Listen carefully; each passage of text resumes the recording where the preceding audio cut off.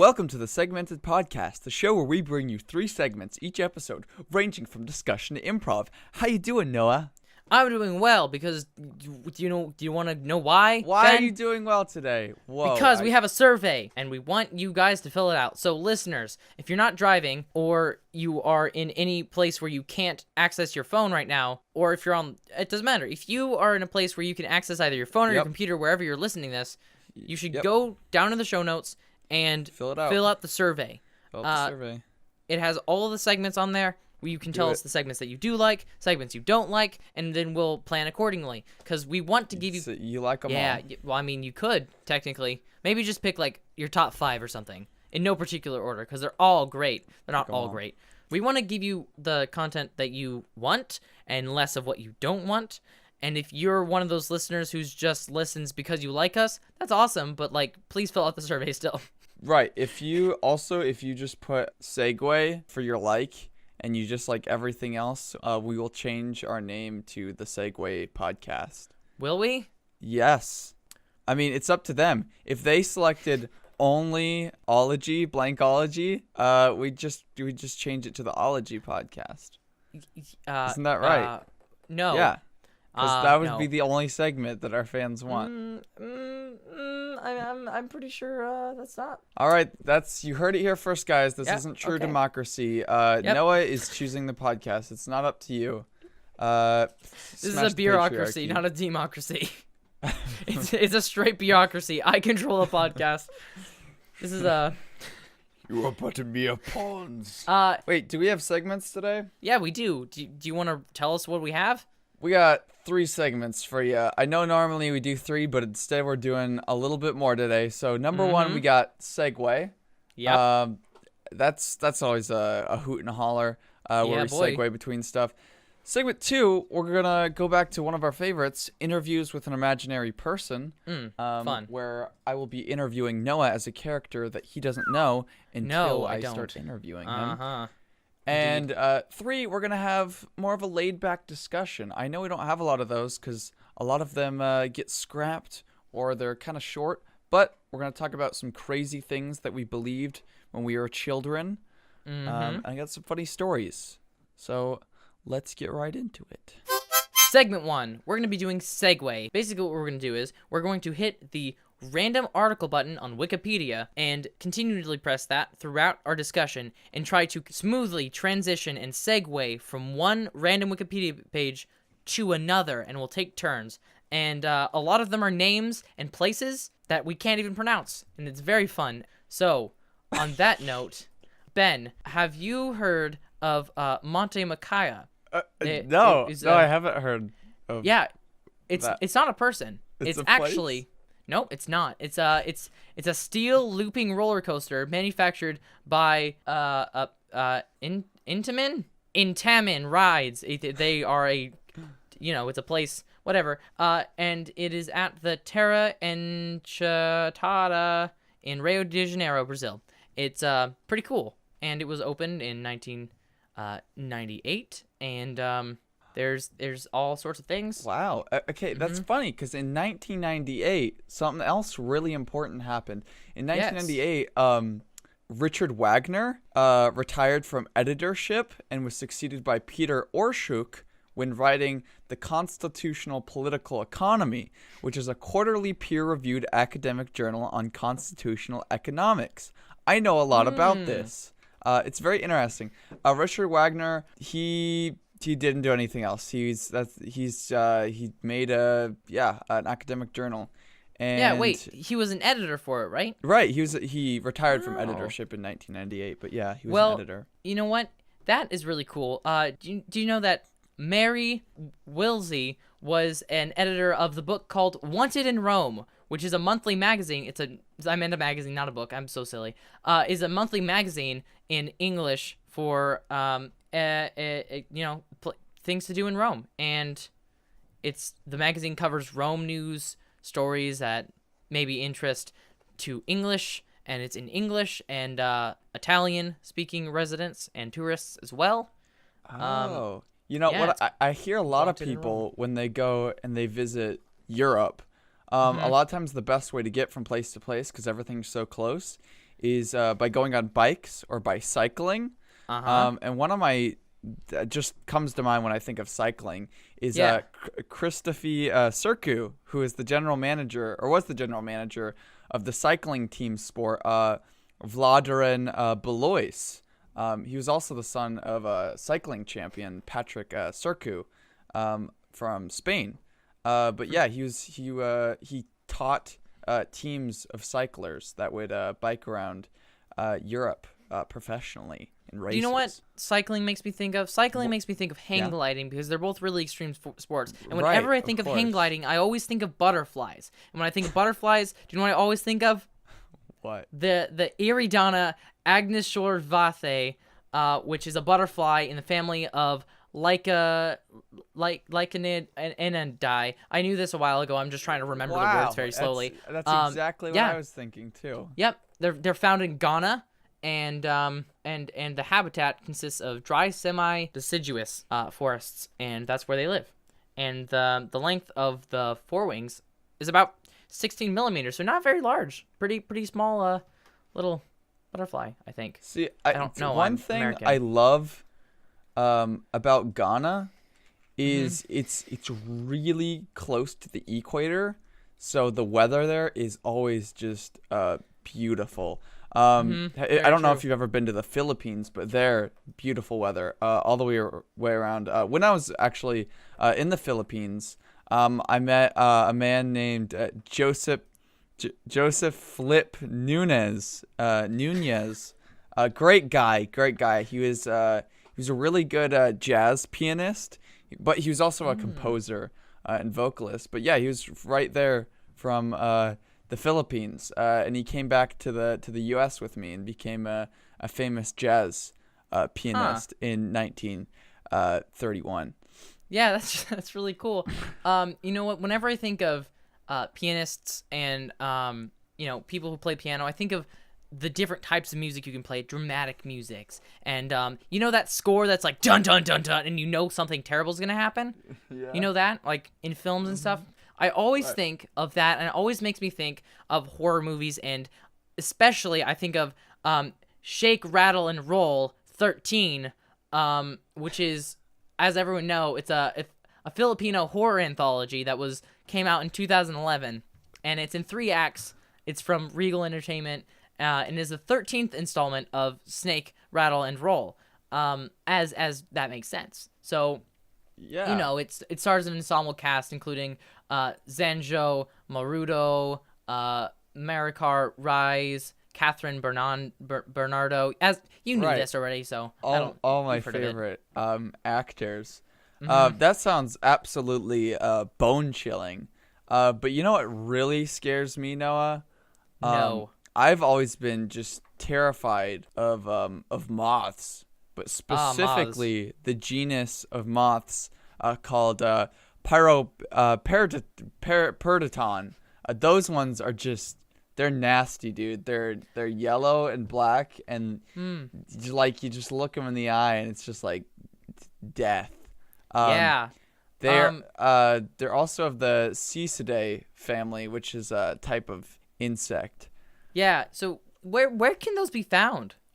They can be found anywhere. Anywhere. Oh, would that include Afghanistan? Actually, just as I'm looking at my notes, yes, it does.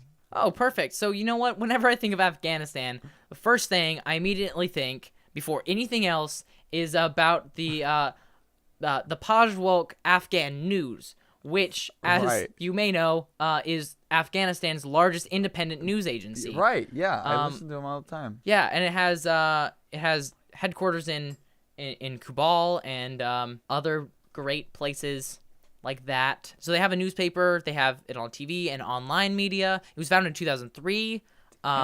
Yeah. So if I need to find anything out about the Afghan elections, I can look online on my phone wherever I want. Absolutely. Yeah. Well, one of the biggest elections that I've actually needed to stay up to date with is the elections from the division of Kalgoorlie, which is an Australian federal elections division created in 1901, but was abolished in 2010. I was keeping up with it in 2009, 2010 when it was going out.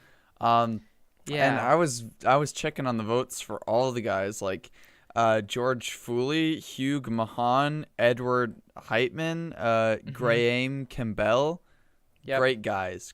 Yeah. If you ask me, it should have gone to Albert Green, but yeah, to be fair, this election was active between the years of 2007, 2009, right? Of course. And whenever I think of things that were active in 2007 between 2009, I always think of Amir Toth. And he was a Hungarian motorcycle racer who competed for 8 years in the Grand Prix and was active in the 2050cc World Championship for 2 years in 2007 and 2009.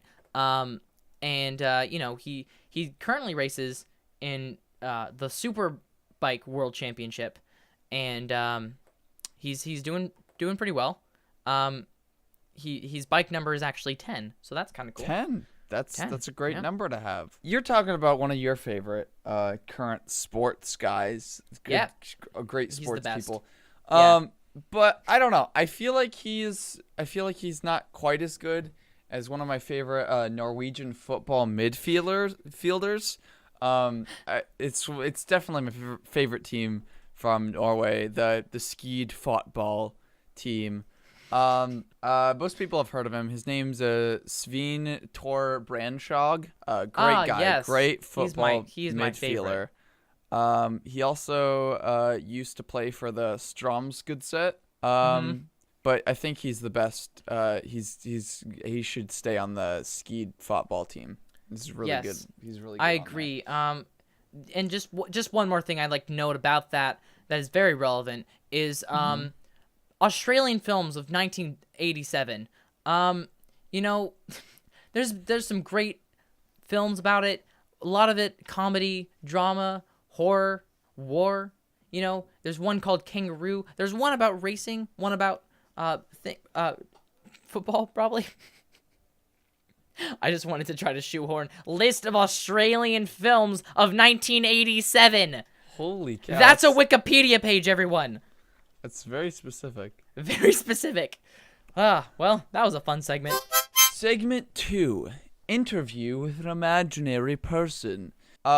This is where I'm going to interview someone, and they're not going to know, Noah's not going to know who he is until I start interviewing him, is the idea. So we're going to do that.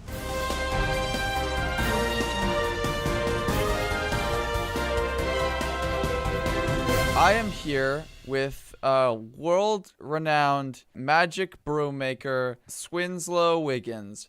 Swinzlo, how are you wigging today? Well, you know what? There's times in life where you just want to fly.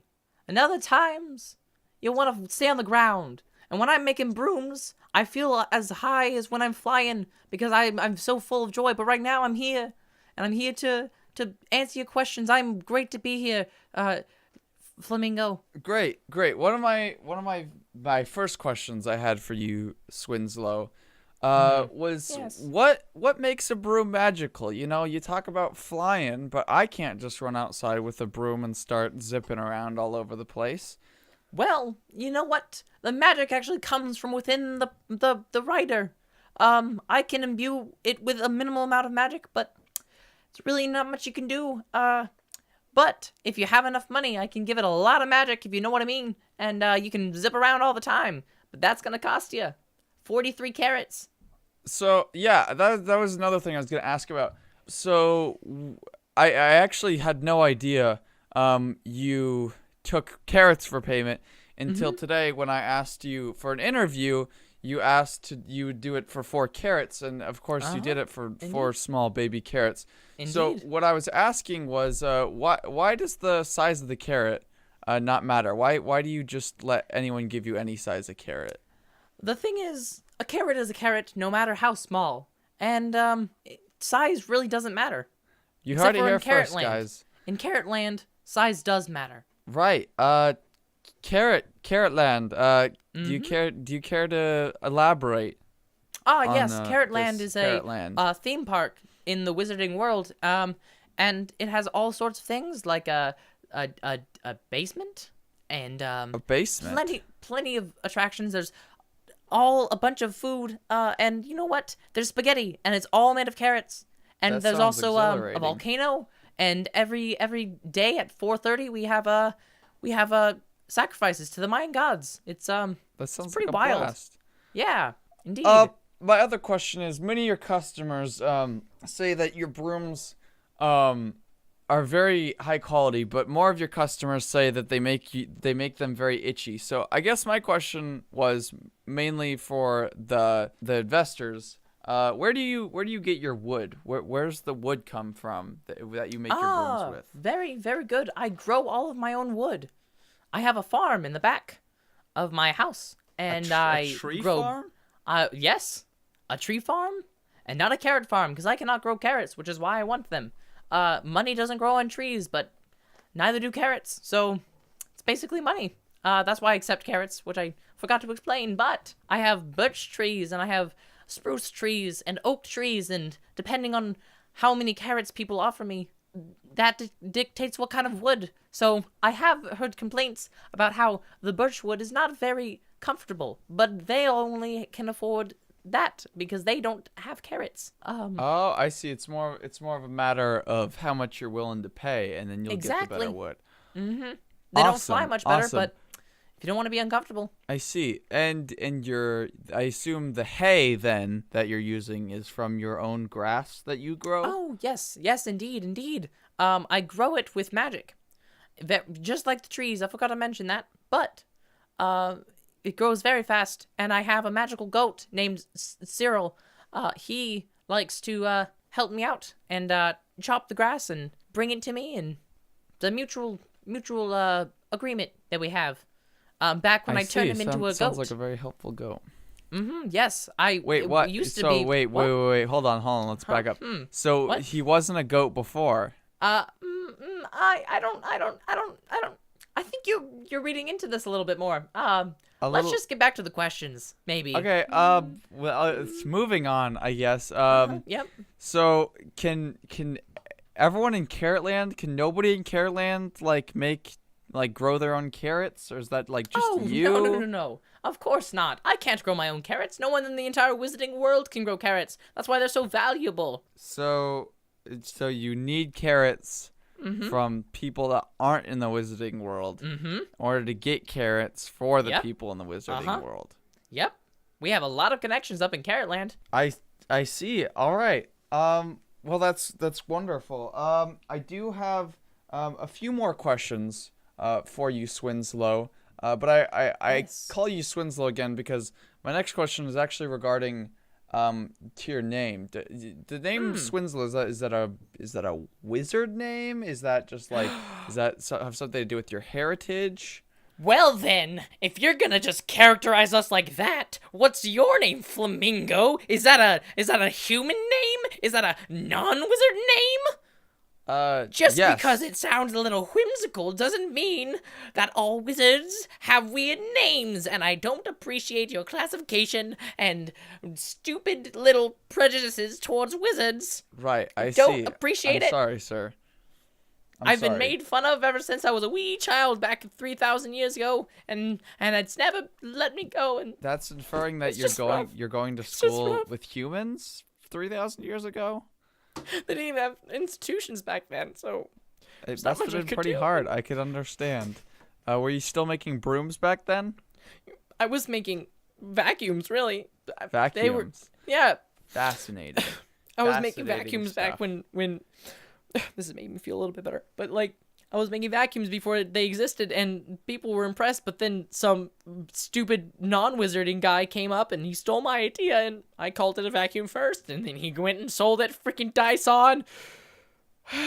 Wow, I'm really sorry to hear about that. I'm sorry. Ooh, not to- I get really emotional about this. I can see that. And not to be insensitive, but are you only capable of making cleaning supplies, like brooms and vacuums? You know what? I'm not only capable, but I'm definitely best at that. I've tried making some shovels, and they usually end up just killing people, and it's not very fun for me. I see. I actually killed my Non-lethal parents with a rake I once made. rake.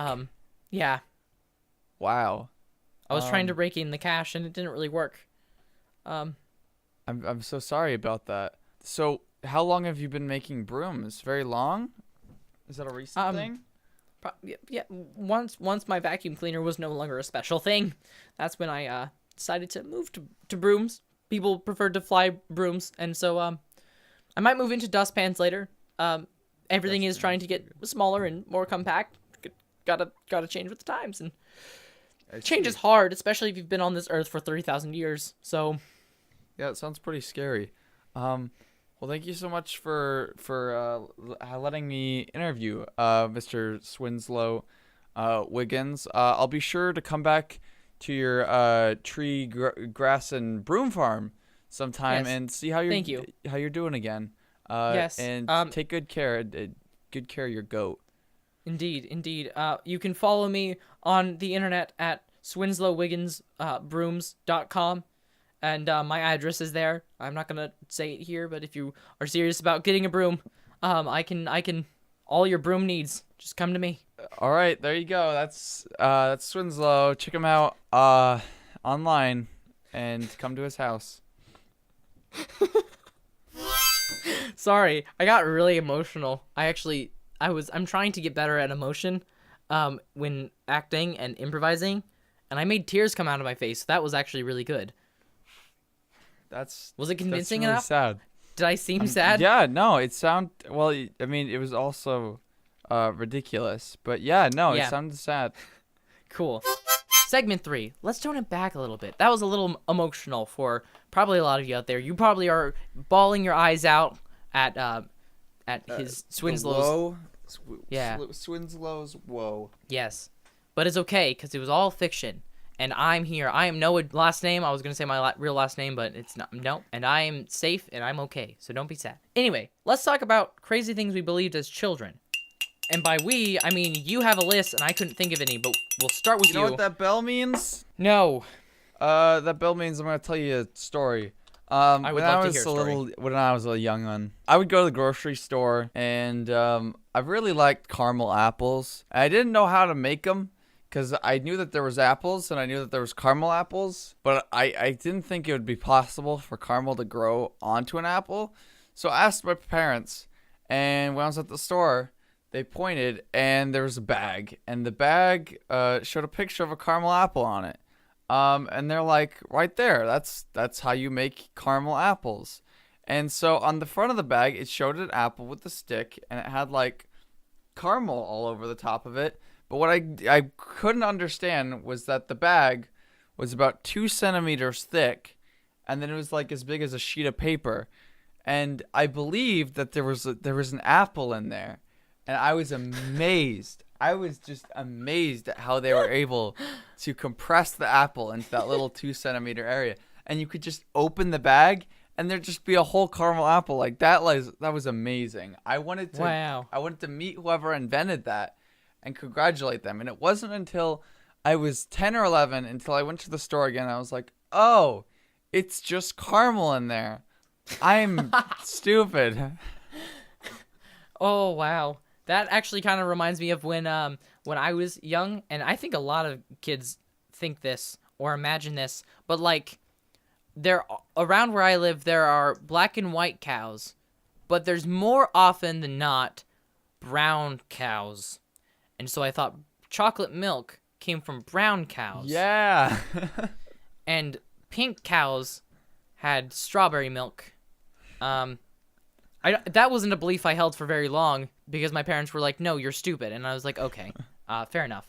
So, that was after I had originally first thought that. It was more of a, wow, that would be a cool hypothetical situation that doesn't exist. Well, yeah, and a lot of times, like, hypothetical situations and what is a reality like totally blurs together.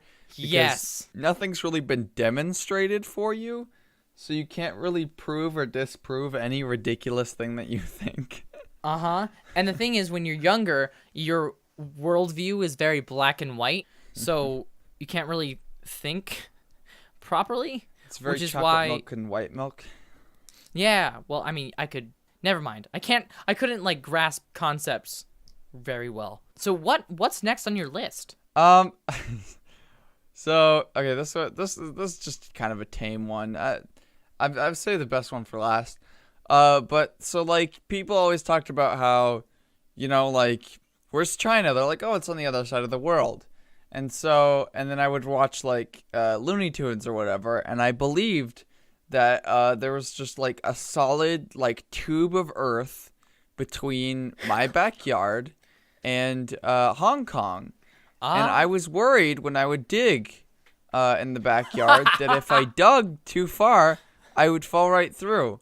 And then I would be lost in a place where I didn't speak the language. And that was a legitimate fear. And I think a lot of kids believed that the Earth was also very thin and they could accidentally go to China.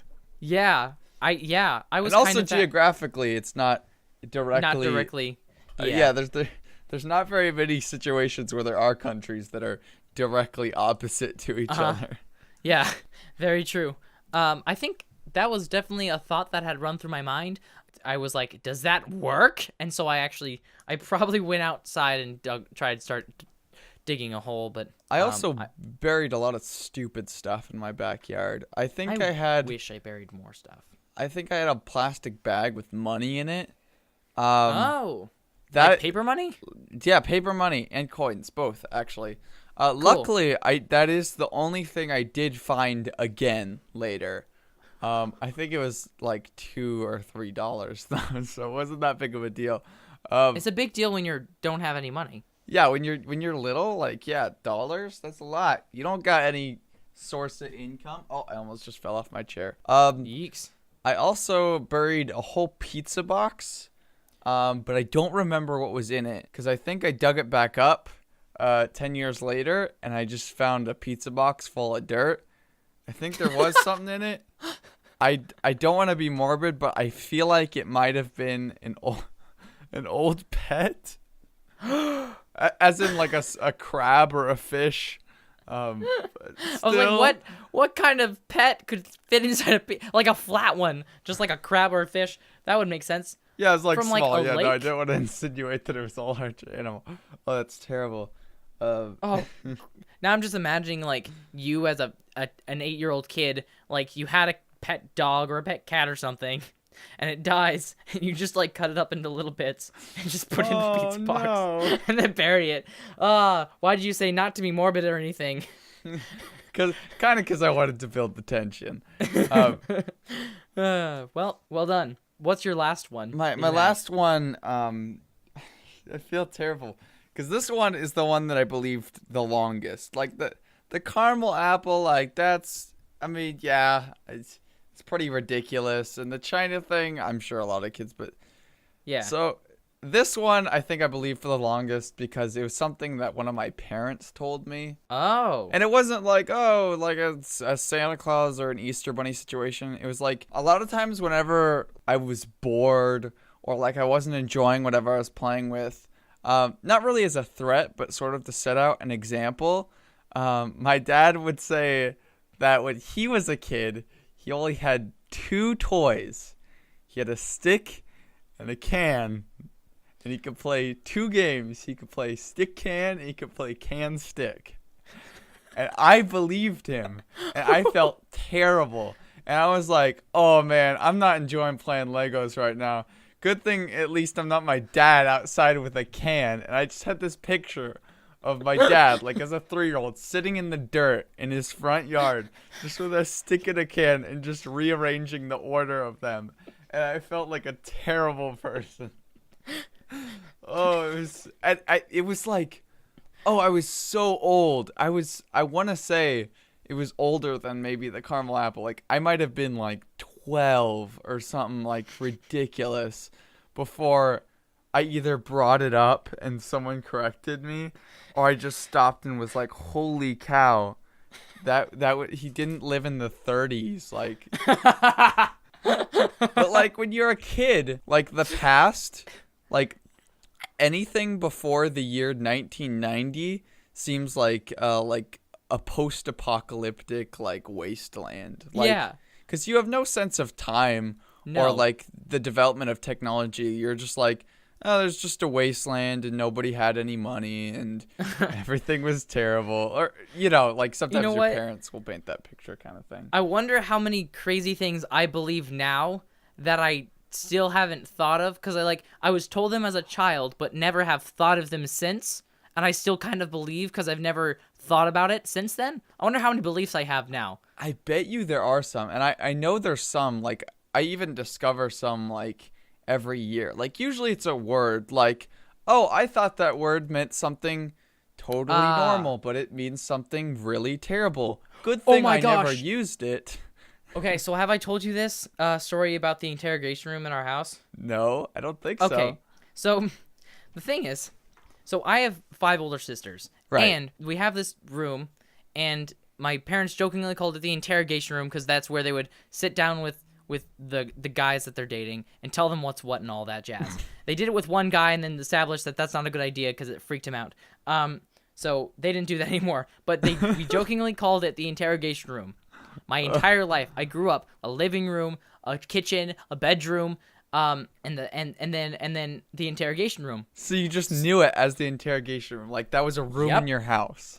It's just a room that everyone has in their house, and there was one time when I didn't know what interrogation meant, and I heard it many times because we watched shows like crime-solving shows like Psych and Monk, and I heard the word interrogation, and I never thought about it. And then later, I think I was like 10 or 11. I was like 10 or 11 when I mentioned the interrogation room, like, and then someone said interrogation room. I was like, yeah, the Wait a second. What does that actually mean? And then I realized, wait a second. Because when you say it to yourself in your head, you never question it. But as soon as you say it out loud, you're like, wait a second. Yeah. And so, like, I would tell people it's in the interrogation room, or it's just another word. It's like kitchen. What does kitchen mean? Oh, kitchen is where you make food. And then the interrogation room, I don't know what you do in there. It's just another room. Right. Kitchen doesn't mean anything.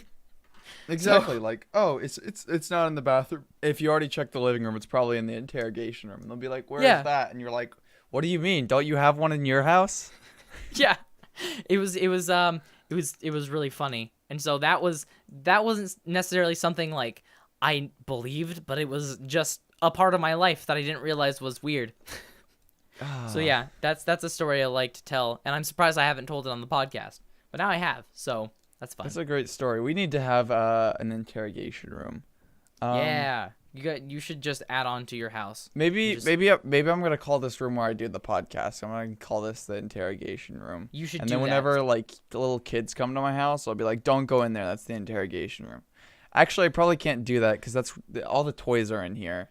All the toys were in the interrogation room with us too. Really? And all the VHS tapes. Yeah, it was basically like a family room / office. It's now the office, but that's where So it wasn't just for that, but that was what it was called. So, and my parents called it that jokingly, but it caught on, and I didn't understand what it meant. So, yeah, that is the end of our show, and we hope you did enjoy it.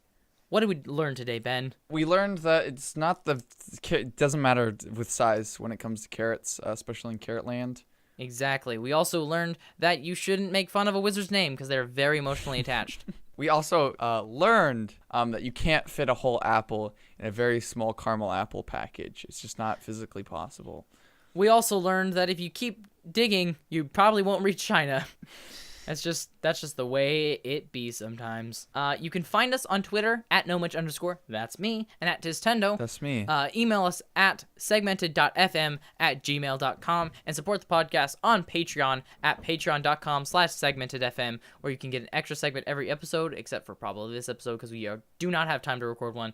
As well as listen to our recording sessions live, which is not what we're doing right now because, we don't have time. But this is very specific situations. But the best way you can support the podcast is to leave a review on iTunes or wherever you listen to the podcast. It boosts ratings and search results. And share it with your friends and tell them how much you love it because you love me and you want to support me and watch me and succeed. me also I me. mean, yeah, mainly love, me, but also you love the show. also, You love both of us. Yep, Ben is here too. So Yes, I am. with that, you leave him with a random sound. What is it? This is the sound of Noah having the greatest sandwich he's ever had in his life. Wow, that'll be fun to make. Joke's on you, Ben. You forced me to make the best sandwich I've ever had. It has bread and lettuce and pickles and turkey and ham. Here's the bite.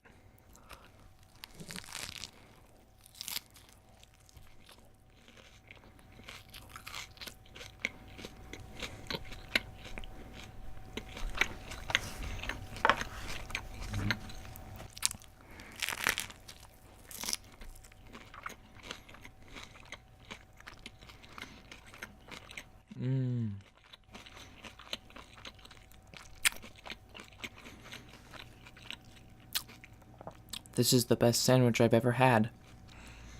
Mm-mm-mm.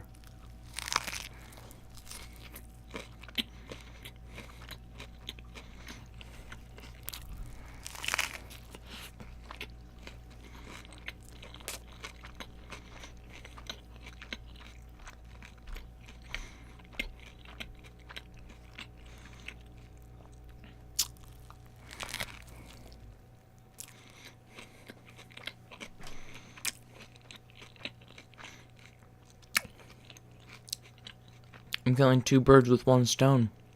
I'm feeding myself for the day and podcasting.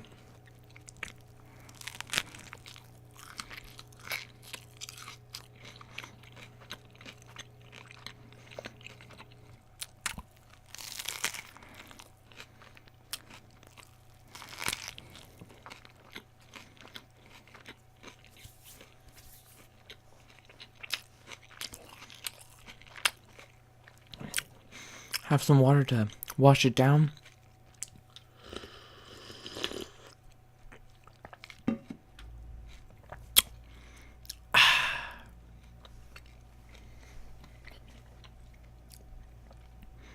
If you enjoyed this, it was my idea. If you hated this, blame Ben. Carrotland is actually something that me and my friend made up a long time ago. It was this inside joke, and all those things that I had was actually from the continuity of actual Carrotland that we've invented. Oh. So like the whole thing about how size does matter in Carrotland, that was derivative of that, and like there's this whole tangent about Mayan gods and sacrificing stuff. So yeah, she doesn't listen to my podcast, but if she does ever, I'll have her listen to this episode, and then she'll understand why.